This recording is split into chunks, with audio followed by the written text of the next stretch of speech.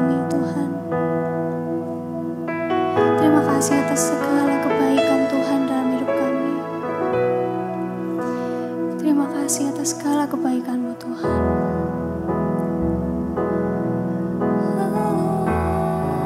Ambil waktu menyembah Tuhan. Ambil waktumu untuk lebih dalam lagi menyembah Tuhan. Katakan terima kasih Tuhan atas kebaikan Tuhan. Terima kasih. Terima kasih atas kasih karunia-Mu Tuhan. Engkau terlalu baik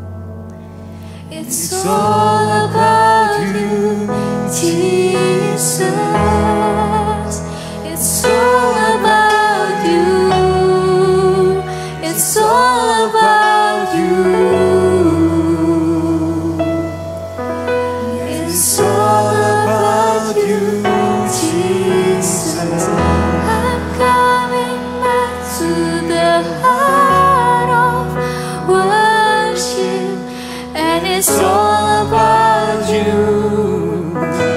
It's all about you, Jesus. I'm sorry, Lord, for the things I've made it. When it's all about you, it's all about you, Jesus. I'm coming back to the heart of worship, and it's all about you. It's all about you, Jesus. I'm sorry, Lord, for the things I've made it. When it's all about you, it's all about you, Jesus.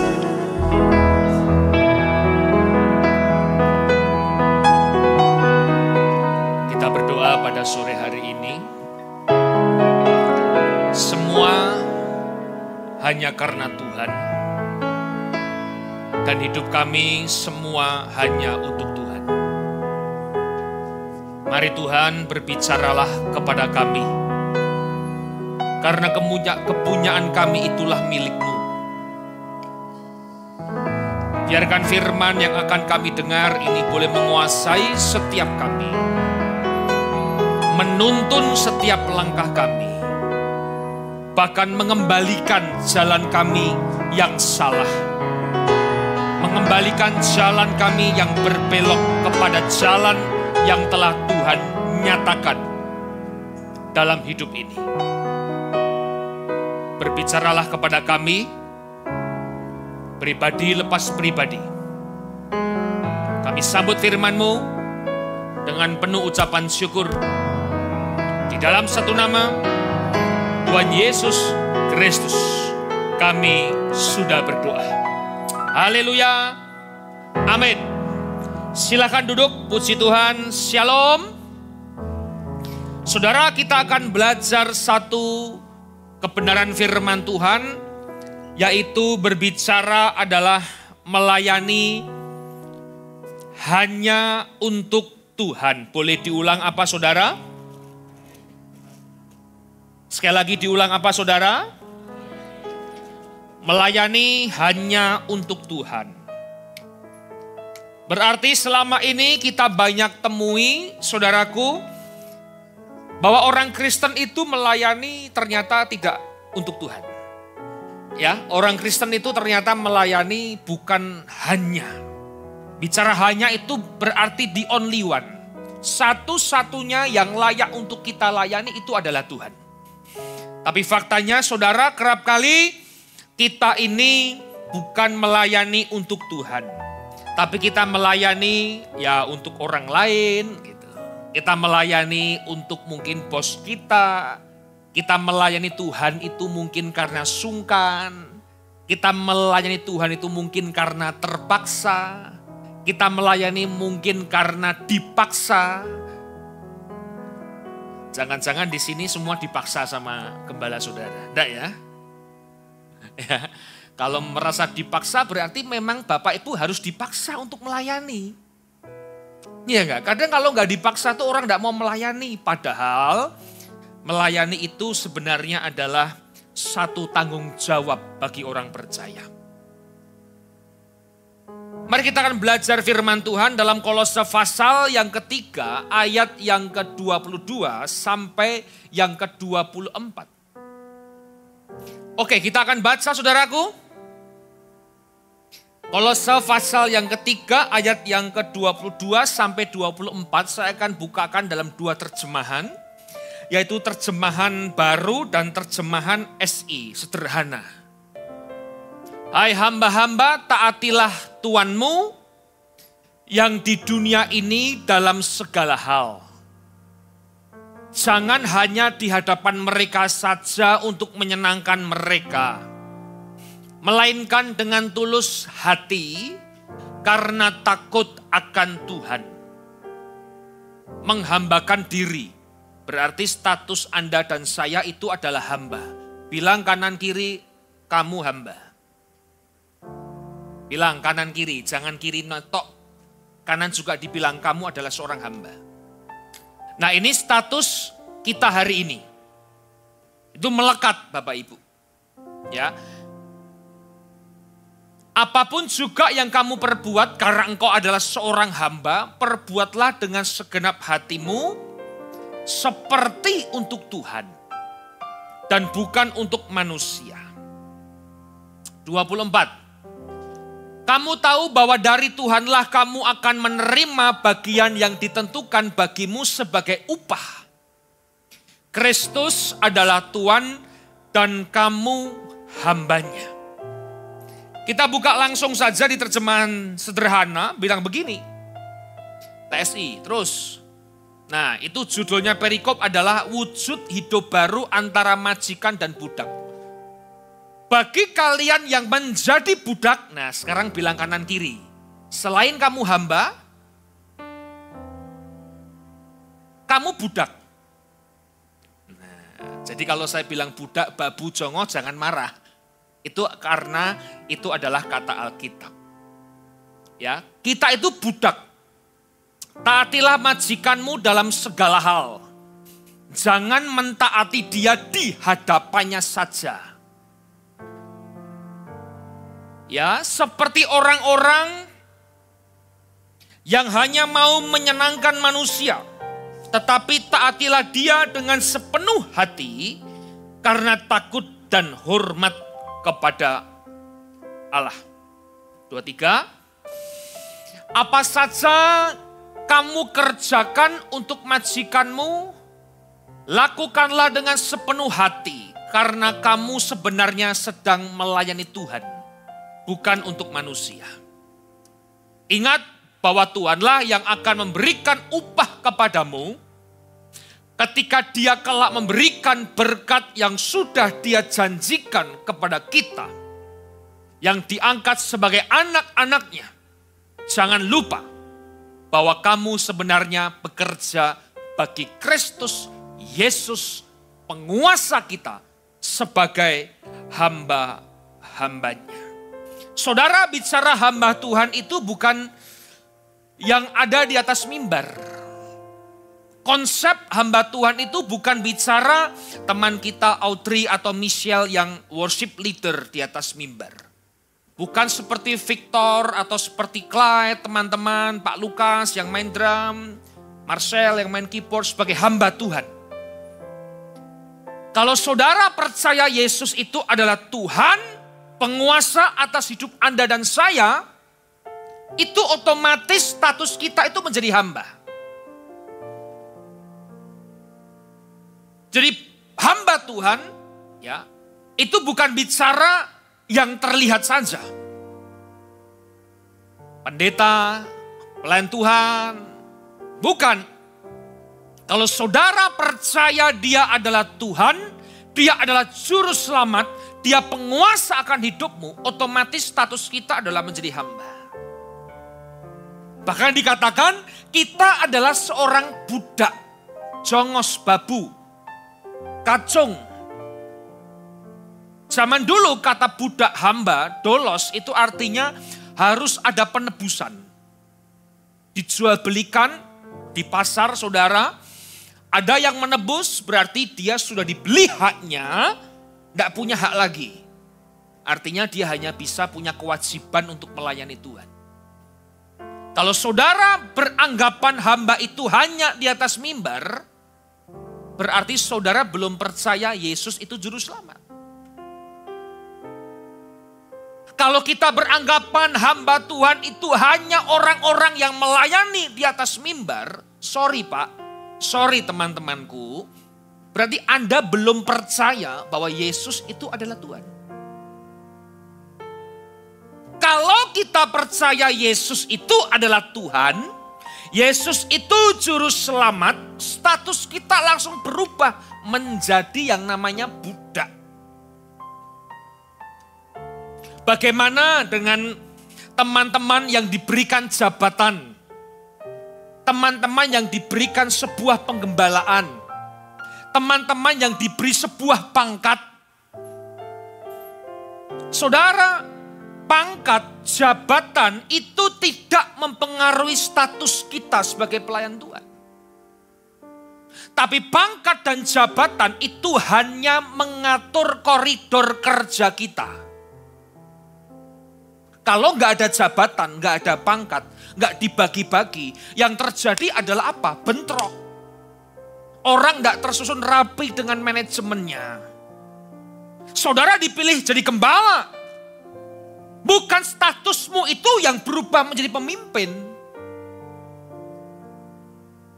Pemimpin itu hanya apa? Hanya mengatur lingkup kerja seorang hamba Tuhan. Engkau diberikan tanggung jawab mungkin bagian worship leader. Artinya apa? Saudara budak, Anda hamba Tuhan, diberikan luang lingkup bekerja di dalam worship and leader. Tapi statusnya tetap sebagai hamba. Pelayanan itu tidak merubah status, katakan sama saya. Pelayanan tidak merubah status. Pelayanan tidak merubah status. Statusku adalah budak. Itu. Kalau orang melayani diberikan satu tanggung jawab dan statusnya berubah, dia lupa dia adalah hamba. Maka sorry, di dalam pelayananmu engkau tidak percaya Yesus adalah Tuhan. Sekalipun dia seorang pendeta, kalau dia lupa akan statusnya sebagai hamba, dengan otomatis dia tidak percaya Yesus adalah Tuhan. Simple. Mulai sombong, mulai gak kenean, itu bahasa Surabaya. Mulai, apalah bahasanya lagi apa ya? Gak kenean, apalagi? Surabaya itu bilangnya apa? Disenggol marah, didikit-dikit marah. Dulu dia belum pelayanan, dia sebagai orang biasa mungkin di gereja. Dia bertahun-tahun, mungkin jabatannya bertambah, diberikan tanggung jawab, diberikan lagi pangkat yang lebih tinggi, diberikan lagi mungkin dia seorang gembala. Lama-kelamaan malah gampang tersinggung. Berarti apa? Statusnya berubah. Kalau kita berubah status Bapak Ibu, teman-temanku, maka kita sudah menyalibkan Yesus yang kedua kali. Jadi saya harap hari ini, saudara apapun statusmu, tetap engkau adalah hamba dan budaknya Tuhan. Titik. Mau gembala, mau pendeta, mau senior pastor, mau saudara adalah gembala dias, teman-teman diberi pengalaman pelayanan dalam mungkin multimedia, dalam sound system. Sorry Pak, engkau semua budaknya Tuhan. Kalau merubah statusmu, berarti saudara tidak percaya Yesus itu Tuhan. Makanya orang sombong, artinya orang itu tidak percaya Yesus Tuhan. Simple aja. Tuhannya dirinya, Tuhannya nama baiknya, Tuhannya itu apa? Jabatannya, Tuhannya itu apa? Ya mungkin apa yang dia bisa banggakan. Padahal jelas dikatakan kita ini adalah sebuah budak, seorang budak. Tidak ada hal lagi di dalam pelayanan. Kalau saudara melayani dipuji, berarti saudara lupa statusmu adalah hamba, budak. Budak itu tidak terima pujian. Kalau Tuhan itu terima pujian. Kalau dalam pelayanan justru dikritik, bagus Pak. Berarti kita sadar kita harus berubah lebih baik. Justru dalam pelayanan ketika engkau mungkin hatimu perlu diperbaiki, justru itulah kesempatan kita merubahnya. Belum terkenal sudah nggak mau dirubah. Apalagi tambah terkenal. Saudara siap-siap, sebentar lagi teman-teman Yes itu banyak yang terkenal. Tengok kanan kirimu, jangan-jangan sebelahmu itu. Nanti udah dikenal orang, sudah banyak dikenal. Wah semua dikenal, dia lupa dengan statusnya. Saudara harus ingat bahwa status kita itu adalah seorang budak atau hamba. Terus berikutnya, Roma 11:36 bilang begini, karena Allah sendirilah yang menjadikan segala sesuatu. Berarti engkau diberikan sebuah jabatan, engkau diberikan sebuah penggembalaan, engkau diberikan sebuah tanggung jawab itu karena Tuhan. Makanya gereja bukan demokrasi tapi teokrasi. Artinya apa? Semua itu memang Tuhan sudah atur. Termasuk nanti mungkin ada yang tersinggung, udah diatur semua. Pasti itu. Diberikan kesempatan, udah diatur semuanya. Dan segala sesuatu berlangsung melalui Dia. Untuk Dia. Berikanlah segala kemuliaan kepadanya sampai selama-lamanya. Amin. Saudara, melayani itu hanya untuk Tuhan. Melayani itu hanya untuk Tuhan, Bapak Ibu. Melayani itu hanya untuk Tuhan. Sekarang saya mau menyentuh batin saudara. Hari ini saudara melayani untuk siapa? Apakah saudara melayani untuk dirimu sendiri? Coba ingat baik-baik, renungkan baik-baik. Apakah dalam pelayanan kita cari gila pujian hormat? Supaya gembala sanjung saudara. Supaya nanti ada teman yang turun dari mimbar bilang begini, suaramu bagus sekali loh.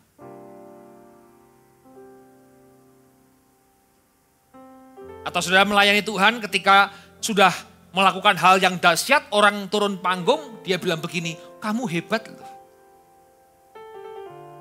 Atau kamu di panggung hanya show off. Sorry ya, saya mesti ngomong begini. Supaya yang di panggung-panggung yang banyak show off itu bertobat dengar khotbah ini. Kadang orang enggak berani tegur. Yang suka show off di panggung, yang cuma cari ketenaran, cari nama baik, yang cuma cari pujian orang, lebih baik usah naik panggung lah. Dan saya kasih tahu saudara, best ini tidak akan pernah puji saudara. Tidak ada best namanya muji orang, yang ada orang itu akan dimarahi, dikasih tahu terus, diarahkan terus supaya tidak melebar. Ini benar, berapa banyak orang yang di gereja mencari pujian itu keluar banyak. Saya nggak usah ngomong. Tapi saya sudah mungkin 16 tahun di gereja ini. Saya ngerti orang-orang yang datang di gereja cuma tujuannya hanya pujian nama baik, dipuji orang, kesombongan rohani. Metu Pak, tahu bahasa metu nggak? Nggak betah karena di base nggak ada pujian. Jangan harap nanti Anda ketika WL, saya khotbah di duduk depan begini, saya turun, wah WL-nya bagus ya. Kalau saya bilang begitu, terima kasih buat praise and worship. Itu bukan bilang Anda bagus, saya bilang ungkapan terima kasih. Coba renungkan dalam hati saudara, hari ini Anda melayani untuk Tuhan atau bukan? Saya nggak mau hari ini Bapak Ibu di gereja melayani kelihatannya untuk Tuhan, tapi sebenarnya bukan untuk Tuhan. Saudara hanya untuk nama baik, hanya untuk ketenaran, hanya untuk mencari berkat, hanya untuk mencari relasi, termasuk sungkan. Kalau di gereja datang karena sungkan, Bapak Ibu bukan untuk Tuhan. Takut mungkin sama siapa? Sama Ko Markus. Datang gereja kamu. Aduh, takut. Takut sama Kojo karena udah fitness, dia kuat. Kalau di gereja cuma takut buat apa saudaraku? Cuma takut sama manusia. Di gereja karena jadwal. Apakah itu arti kata melayani Tuhan? Melayani bukan bicara hanya di gereja. Melayani itu di kehidupan sehari-hari. Makanya saya bilang begini, orang yang hebat di dalam pelayanan gerejawi belum tentu hebat di pelayanan duniawi. Ada orang yang hebat, sangat hebat di pelayanan gerejawi. Tapi di kehidupan dunianya dia nggak hebat dengan keluarganya, dengan pekerjaannya. Kalau mau cari orang, lihat orang yang hebat dalam pelayanan. Bukan ketika dia bisa bersilat kata, bersilat lidah di atas mimbar. Tapi keluarganya coba diperhatikan. Jangan-jangan istrinya bersilat pencak silat buat suaminya. Kita pintar khotbah, kita pintar WL melayani, tapi orang tua kita nggak berkenan atas kehidupan kita. Terus selama ini Anda melayani buat siapa? Kita pintar khotbah, istri kita, suami kita mencaci maki kita. Makanya saya tuh paling suka khotbah itu di depan orang tua dan istri saya. Karena dia yang tahu kehidupan saya. Kalau Anda dapat jadwal khotbah, takut di depan orang tua saudara ada something wrong dalam hidupmu. Coba renungkan baik-baik, saudara hari ini melayani untuk siapa sih? Jangan-jangan untuk dirimu, jangan-jangan untuk orang lain, jangan-jangan untuk nama baikmu. Jangan sampai Tuhan kita dukakan Bapak Ibu hanya karena tugas pelayanan kita. Terus,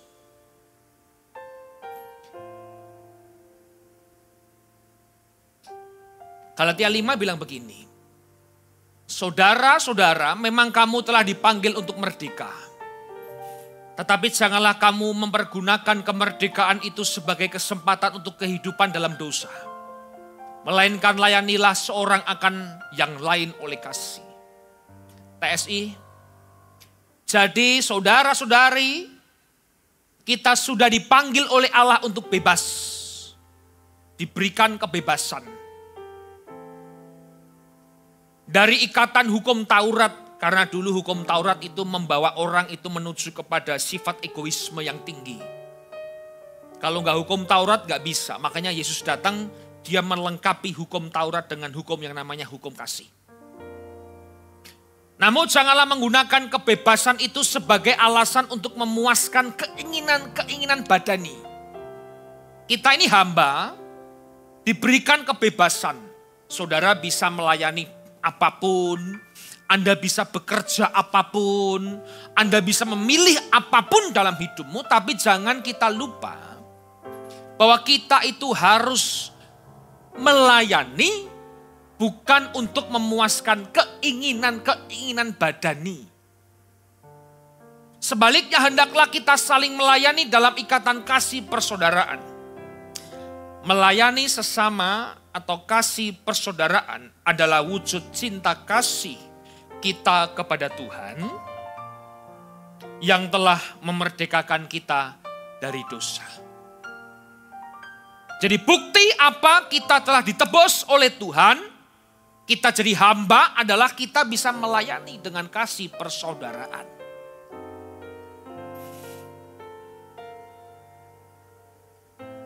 Saya menemukan beberapa begini Pak. Next berikutnya. Pertobatan saat tengah-tengah pelayanan atau pertobatan saat sebelum pelayanan. Ini sangat menarik karena banyak orang yang bilang begini, bertobat dulu sebelum melayani Tuhan. Tapi saya temukan banyak sekali yang bertobat di tengah-tengah pelayanan. Justru saya bilang begini, memberikan kesempatan melayani kepada orang lain adalah memberikan waktu atau kesempatan untuk orang itu bisa bertobat. Saya ulangi. Memberikan kesempatan orang itu untuk melayani Tuhan adalah memberikan kesempatan orang itu untuk mengambil pertobatan. Karena kerap kali pertobatan itu dialami di tengah-tengah pelayanan. Bukan sebelum pelayanan. Kalau kita merasa begini, aku belum layak, aku tidak bisa melayani Tuhan. Salah Pak. Engkau belum layak karena engkau berbuat dosa, engkau diberikan kebebasan, engkau memilih sebuah dosa, memuaskan keinginan nafsumu, itu karena itu.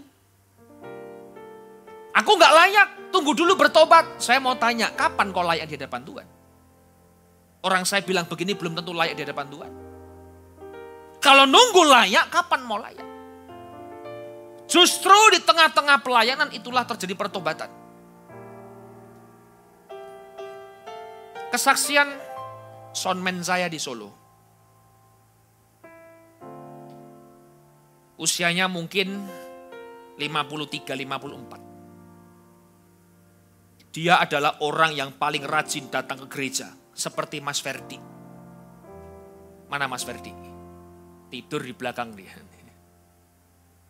Setiap ibadah datang terus, Pak. Minggu 2 kali. Senin ada komsel, Selasa ikut komsel, Rabu ada komsel lagi, Kemis ada worship night, Jumat latihan musik, Sabtu kadang-kadang ada acara ibadah ladies. Dia datang terus. Istrinya itu adalah koordinator ibadah.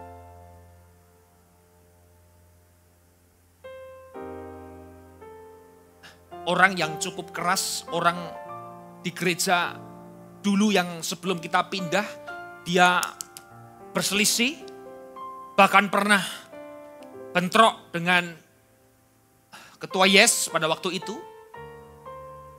Minggu dia datang, Ketua Yesnya sebagai WL, dia bilang begini, Bapak jangan rubah-rubah settingannya.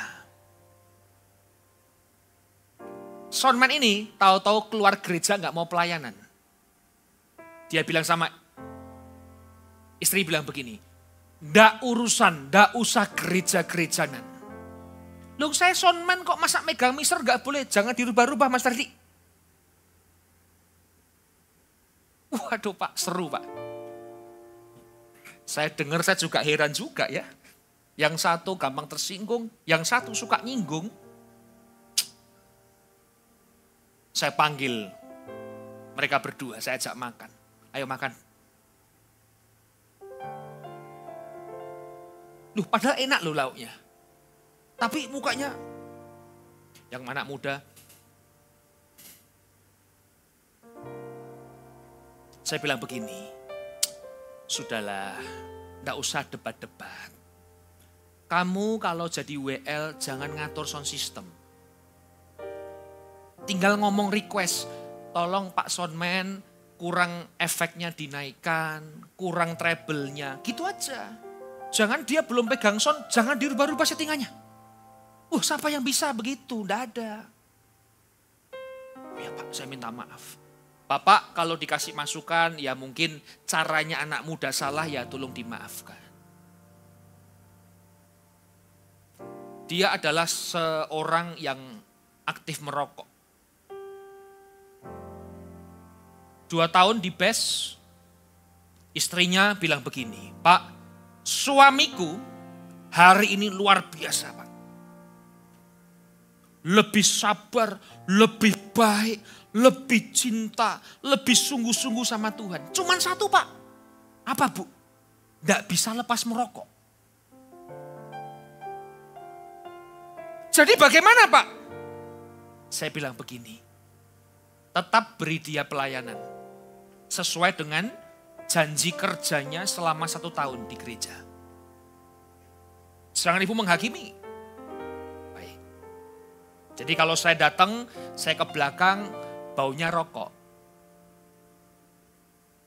Saya senggol, habis ngerokok ya Pak ya.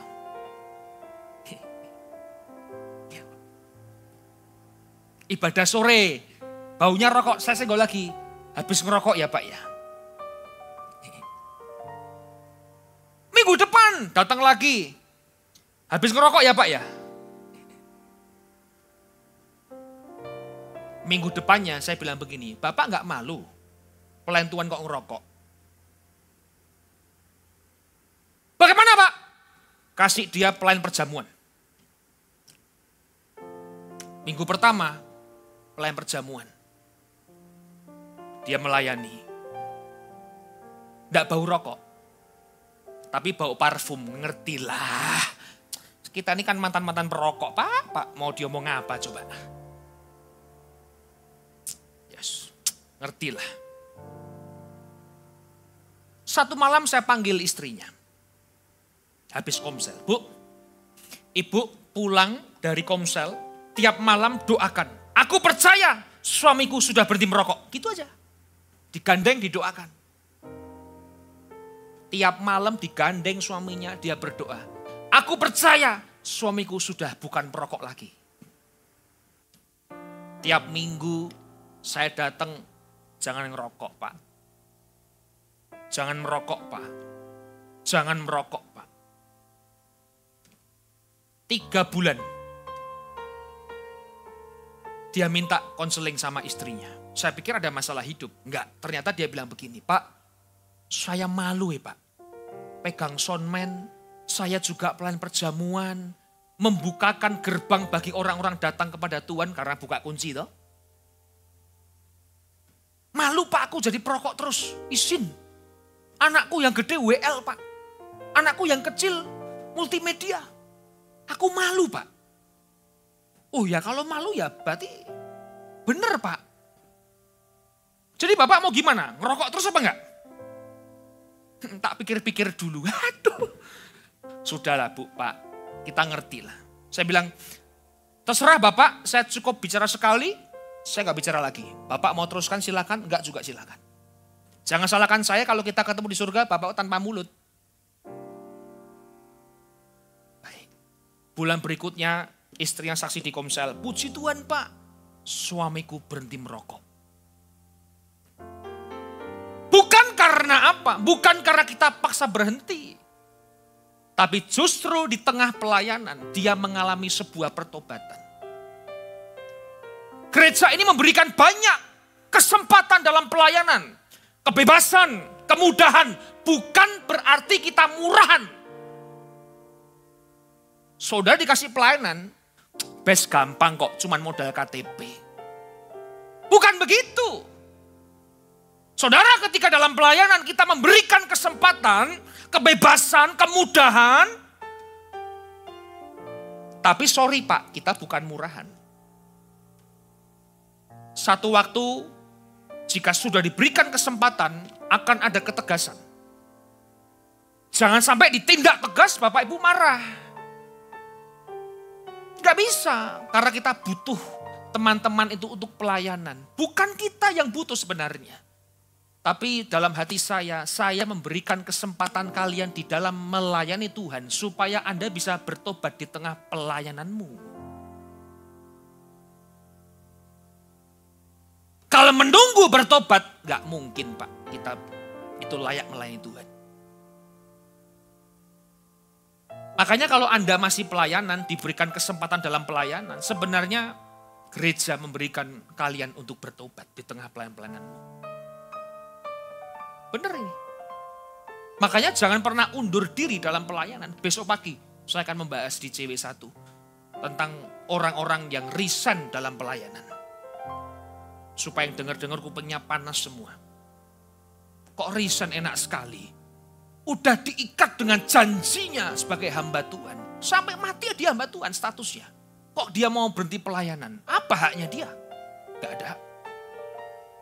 Makanya kalau gereja kasih Anda pelayanan,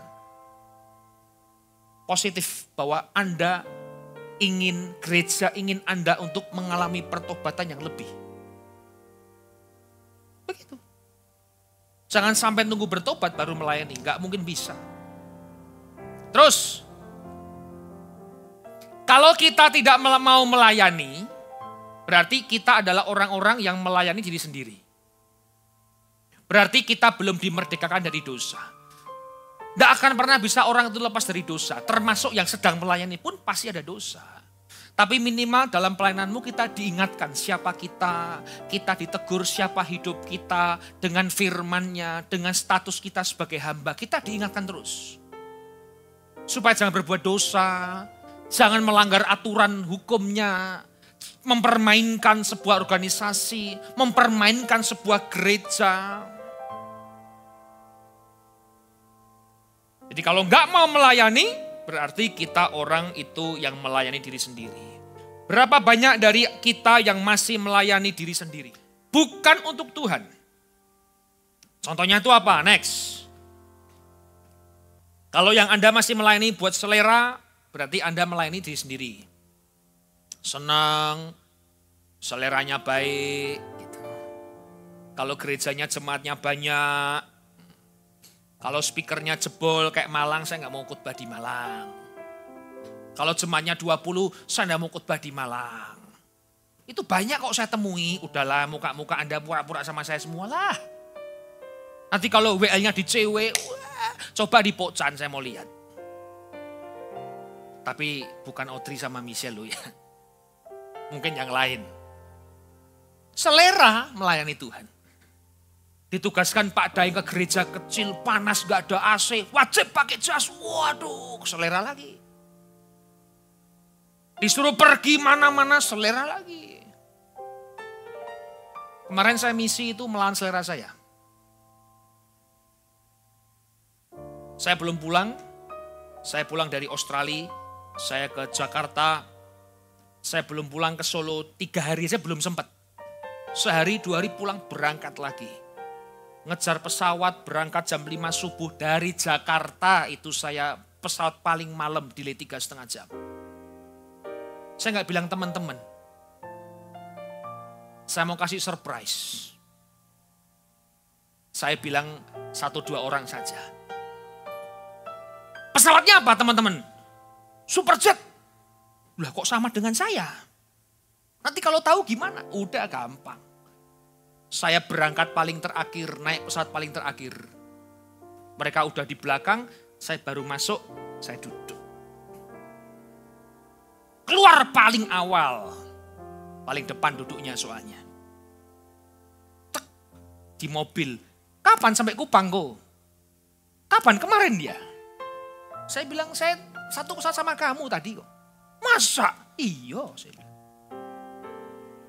Tidur kurang, capek, cuma 3 jam, nggak pulang Solo. Saya bilang sama Tuhan, aku nggak mau melayani karena seleraku. Aku paksa. Karena beberapa juga paksa saya, WA terus. Kok datang ya, awas kalau nggak ikut misi, wah diancam juga, awas gitu. Katanya sekarang nggak pernah pergi ke Kupang. Omongan apa itu? Katanya orang bilang begini, pergi Kupang nggak kelas lagi bagi Ko Andre. Saudara belum jadi saya. Dan saya juga belum jadi saudara juga. Tapi waktunya nggak pas terus. Nggak bisa terus kesempatannya. Saya bilang sama istri, aku harus pergi Kupang. Karena kenapa hatiku tuh harus ke Kupang. Beli tiket hari Sabtu. Mau naik direct flight jam 2 subuh, naik batik sampai jam 6 pagi. Wah saya nggak tidur dong. Tiba saya ke Surabaya sampai jam 11 malam, saya tidur sampai jam 4 subuh, lumayan 3-4 jam saya ke bandara, lebih enak istirahatnya. Istri bilang, karepmu. Tahu arti kata-katamu itu? Ada 2 arti. 1, dia memang percaya seutuhnya dengan saya. Atau 2, enggak bisa dibilangi, ya karepmu. Jadi melayani bukan karena selera. Dan saya yakin hari ini teman-temanku banyak di antara kalian itu melayani bukan karena selera. Katakan berkorban, berjuang, melawan banyak hal. Melayani itu tanggung jawab. Ya, tanggung jawab. Jadi bukan karena sungkan, bukan karena apa. Tanggung jawab sebagai budak. Jadi babu itu punya tanggung jawab. Melayani itu untuk Tuhan. Bukan diri sendiri, ya, bukan nama baik, bukan pujian orang, bukan kesenangan pribadi. Namanya melayani itu ya berkorban Bapak Ibu. Ya kalau enggak mau berkorban enggak usah pelayanan. Namanya melayani ya berkorban. Jadi kalau orang bilang, aduh aku capek, berarti kamu melayani.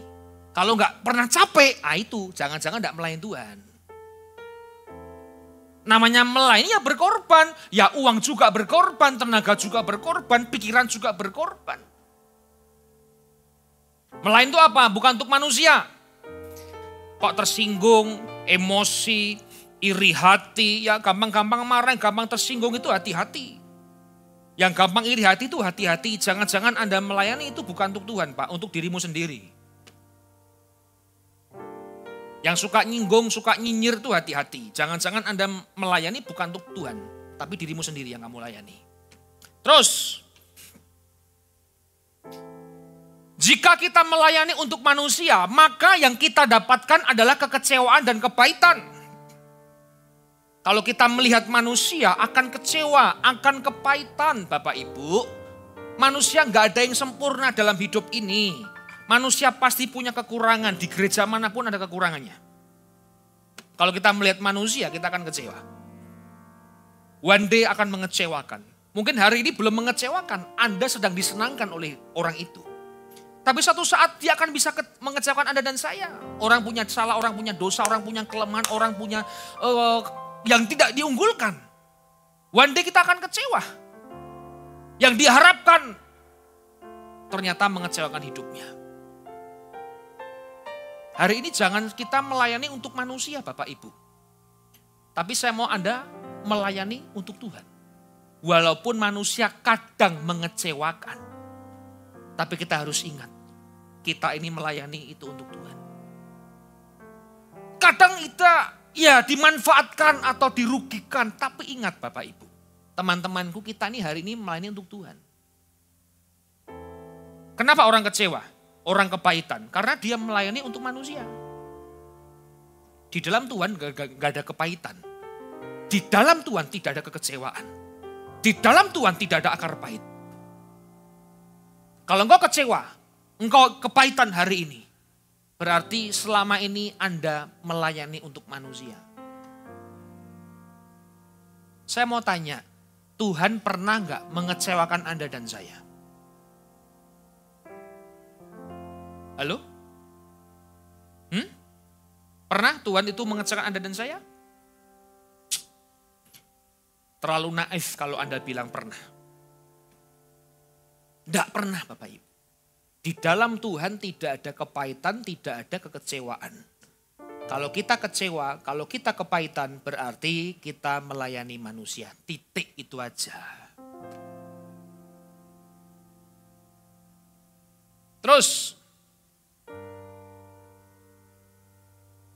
kalau Tuhan sudah melayani kita sampai mati di atas kayu salib, Filipi 2. Apa upahnya kita melayani? Tidak ada. Tidak ada. Jadi hari ini kalau kita melayani nggak ada upah. Nggak ada upah.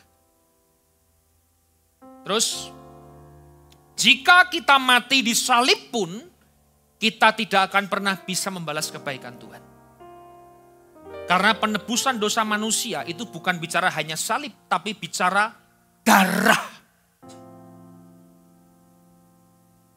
Kita bisa dari dosa diselamatkan itu karena ada yang namanya darah. Perjanjian. Keselamatan yang kita terima itu sangat mahal, bukan murahan. Kita mau balas Tuhan, walaupun dengan darah gak bisa. Engkau mati di salib pun tetap gak bisa. Berkorban waktu buat Tuhan setiap hari sampai tetap gak bisa balas Tuhan. Jadi jangan pernah punya perasaan saudara bisa balas kebaikan Tuhan. Gak bisa. Saya kasih tahu sama saudara, serajin-rajinnya engkau pelayanan, sekorban-korbannya engkau berkorban, tidak akan pernah bisa membalas kebaikan Tuhan dalam hidup.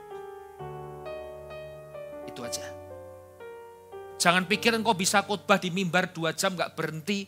Wah, Tuhan disenangkan dengan khotbahku. Aduh. Jangan berpikir kau bisa WL. Wah, dengan suara yang falset-falset begitu. Tuhan senang. Tidak akan pernah bisa orang itu membalas cinta kasih Tuhan kepada Anda. Tidak akan pernah bisa. Anda mati, tidak mungkin bisa balas kebaikan Tuhan. Apalagi yang gak berkorban. Yang berkorban saja belum tentu bisa balas kebaikan Tuhan. Apalagi yang gak pernah berkorban. Apalagi yang gak mau melayani Tuhan. Saya sedih kalau orang-orang itu bilang, aku tak cuti pelayanan. Aduh Pak, aduh. Engkau melayani sampai mati aja belum bisa balas Tuhan, kok apalagi berhenti pelayanan. Terus, jika pelayanan kita masih sesuai selera, buat apa? Mending gak usah pelayanan. Terus, melayani bukan karena satu keadaan tertentu, tetapi melayani adalah janji kita kepada Tuhan. Di dalam pelayanan itu bukan karena keadaan. Engkau susah melayani, engkau dihibur, mungkin kau lupa pelayanan, itu wajar manusia. Tidak ada berkat melayani, diberkati, lupa pelayanan itu biasa. Makanya kalau orang diberkati, selalu saya bilang begini, jangan lupa pelayanan ya. Dulu kamu susah, kamu minta pelayanan, kamu sekarang kaya, kamu lupa pelayanan. Dulu ketika nangis-nangis minta pelayanan, saya kasih pelayanan, habis pelayanan dia lupa pelayanan. Dulu dia sakit minta pelayanan, ketika dia sembuh lupa pelayanan. Saya bukan mengingatkan supaya Anda balas budi, bukan.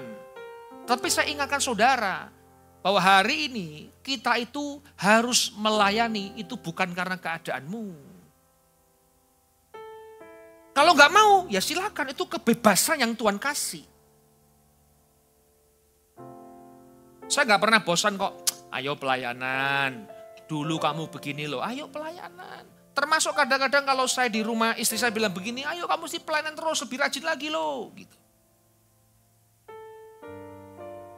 Jadi melayani itu saudara, bukan karena keadaan, tapi janji kita kepada Tuhan. Dan saya harap hari ini, saudara ketika melayani Tuhan, ya sampai selesai gitu loh. Ya jangan sampai putus-putus tengah jalan. Kadang-kadang ya kita tersinggung gak melayani, berhenti pelayanan. Tata aku gak mau jadi singer dulu ya, tak nata hati dulu. Bayangkan coba, ditata apanya coba gitu loh. Aneh-aneh nih orang-orang. Hati bukan ditata, hati itu dipersiapkan untuk menyambut kehadiran Tuhan. Begitu. Yang gampang tersinggung, sorry ya, dengar khotbah saya jangan tambah tersinggung. Kalau gampang tersinggung, lebih tersinggung, ya puji Tuhan Anda masih hidup. Yang melayani buat diri sendiri, yang melayani buat nama baik, stop, berhenti, jangan melayani siapapun. Makanya hari ini, melayani hanya untuk Tuhan. Ada amin? Bangkit berdiri bersama-sama. Kalau ku hidup bagimu. Kalau ku hidup bagimu.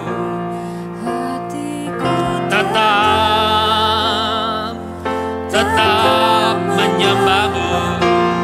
Dunia tak bisa menjauhkanku dari kasih-Mu.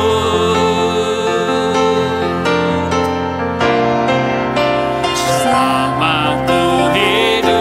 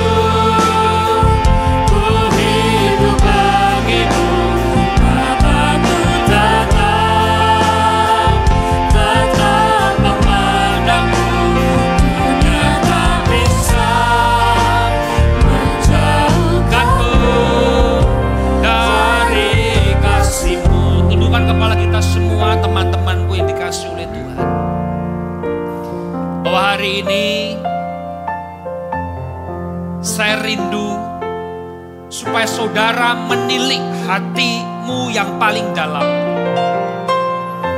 Apakah hari ini engkau menerima Yesus sebagai juru selamat?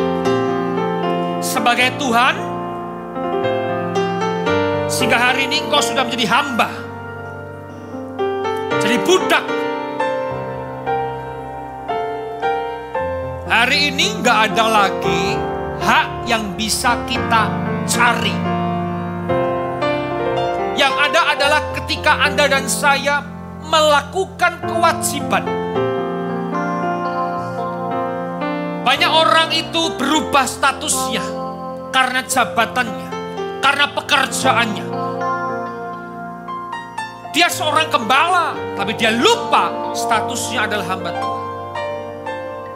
Dia seorang WL, tapi dia lupa status hidupnya itu adalah hamba Tuhan. Engkau juga bendahara gereja, engkau mengatur keuangan gereja, engkau mungkin mengatur worship leader, mengatur singer. Jabatan di gereja itu adalah koridormu dalam pelayanan. Pangkatmu di gereja itu adalah mengatur cara kerjamu di dalam pelayanan. Tapi jangan sampai jabatanmu itu merubah statusmu sebagai hamba Tuhan.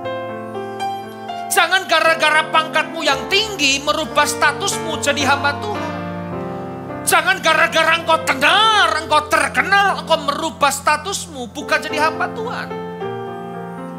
Berapa banyak orang ketika jabatannya tinggi dirubah statusnya hamba menjadi Tuhan. Makanya minta dilayani, selera, gak mau tanggung jawab, suka-sukanya dia, diatur gak bisa. Engkau lupa, statusmu tetap tidak pernah bisa berubah. Apapun jabatanmu, engkau tetap seorang hamba Tuhan. Bawalah status itu dalam kehidupanmu. Bukan di gereja. Kalau engkau pulang ke rumah, engkau jadi anak, ternyata engkau adalah hamba Tuhan. Jadi contoh teladan yang sudah ditebus bagi orang tuamu. Engkau seorang suami, engkau pulang di rumah, tetaplah jadi hamba Tuhan dalam keluargamu.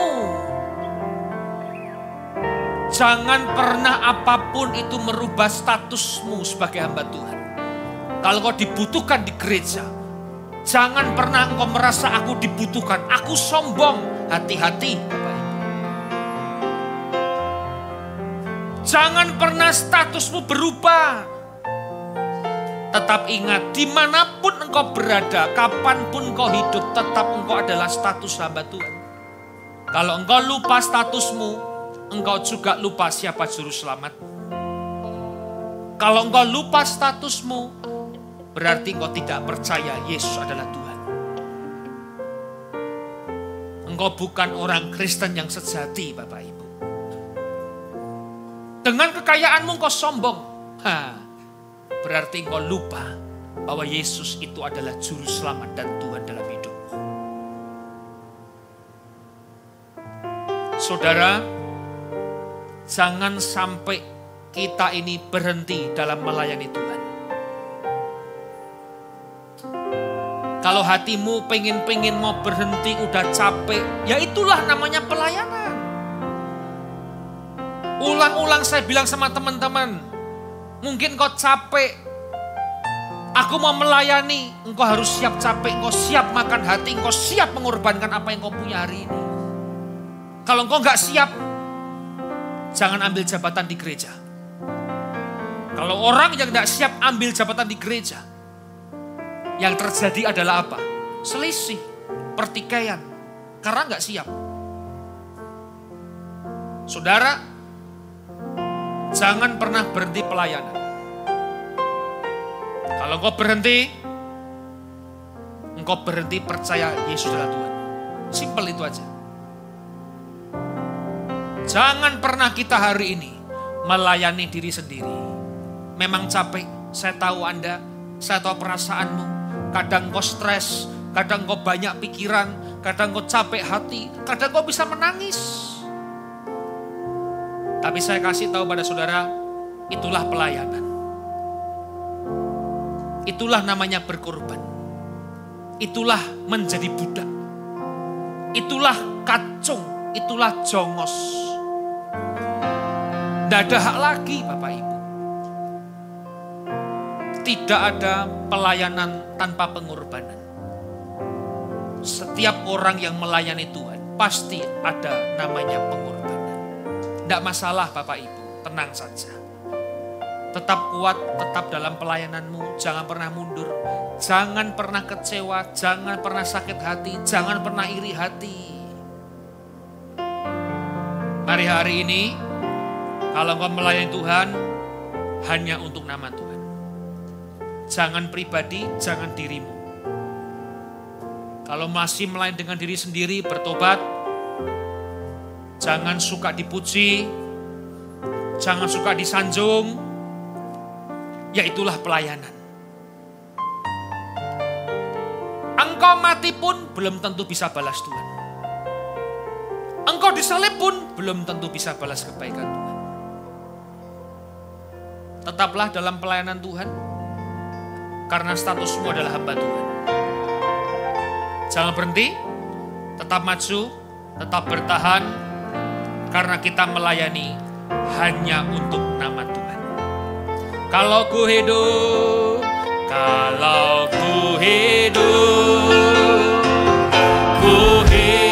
bagimu, hatiku tetap menyembahmu. Dunia tak bisa menjauhkanku dari kasih-Mu. Selama ku hidup bagimu, mataku tetap memandangmu. Dunia tak bisa menjauhkanku dari kasih-Mu. Kalau ku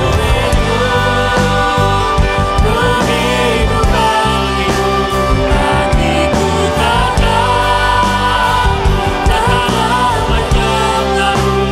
Dunia tak bisa menjauhkanku dari kasih-Mu. Selama ku hidup bagimu, mataku tetap memandangmu. Dunia tak bisa menjauhkanku dari kasih-Mu. Dunia tak bisa menjauhkanku dari kasih-Mu.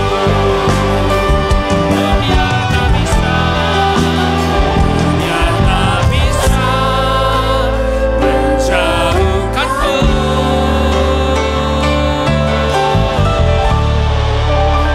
dari kasih-Mu.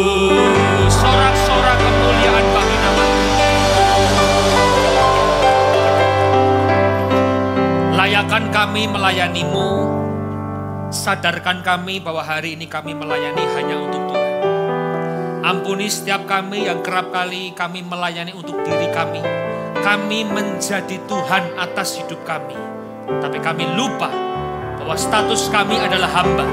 Kemanapun kami pergi, jadikan kami hamba-Mu yang setia, yang taat akan firman, melakukan segala kebenaran firman-Mu. Kami berdoa untuk gereja-gereja di muka bumi, bagi para hamba Tuhan, sampai kepada semua jemaatnya. Kiranya Tuhan memberkati mereka semua, supaya mereka menjadi berkat dan berdampak. Sehingga gereja di muka bumi ini dipenuhi oleh jemaat yang mencari Tuhan dengan tulus dan takut. Buat semua hamba Tuhan, buat semua gereja, bersatu, rukun, tidak terpecah-pecah, supaya dunia percaya Yesus adalah Tuhan, bagi kemuliaan Allah Bapa. Demikian juga untuk gereja di mana kami Engkau percayakan untuk mengembalakannya, yaitu gereja Blessing in the Spirit. Doa kami untuk persembahan dari umat-Mu, Tuhan menerimanya, Tuhan membalasnya. Biarkan persembahan ini berkenan kepada Tuhan. Tuhan beri kemurahan-Mu, balas kebaikan dan kerelaan hati jemaat.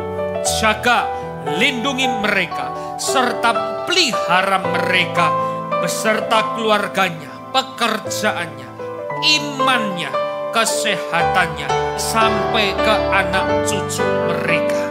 Mari Bapak Ibu dekapkan kedua tangan kita di dada. Terima berkat itu pasti dan mudah. Namun firman-Nya mengingatkan ketika menerima berkat engkau harus menjaga hati. Karena dari hatilah itu terpancar segala kehidupan. Jemaat yang dikasih oleh Tuhan, mari engkau pulang menjadi berkat. Engkau pulang menerima berkat rahmat anugerah dari Allah Bapa di surga. Di dalam putra tunggalnya Yesus Kristus yang telah mati bagi dosa kita dan bangkit pada hari ketiga, sehingga kita menyembah Tuhan Allah yang hidup dan iman kita bukan kepada Tuhan Allah yang mati. Dan Dia naik ke surga untuk menyediakan rumah bagi kita, sehingga kita punya pengharapan yang pasti.